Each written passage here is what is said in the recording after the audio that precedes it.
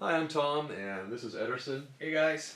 Today we're going to make a flower vase out of stainless steel. So I've got three pieces here on the table. This is a cone, this is a transition, and this is a flare. So we're going to turn these three parts into a vase, and Ederson is going to show you how that's done.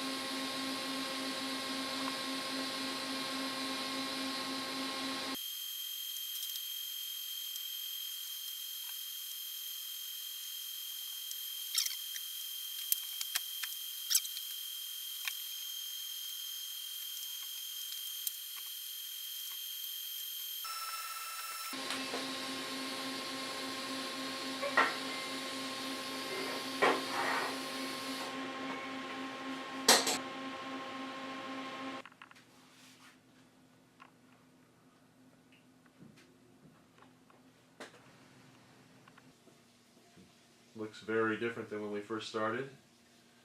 And just want you to see that it actually works for flowers if necessary. So we have a fusion of fake flowers and stainless steel vase here. You let your creativity be your guide. Anything that you want to make out of metal you can pretty much make if you learn how to weld.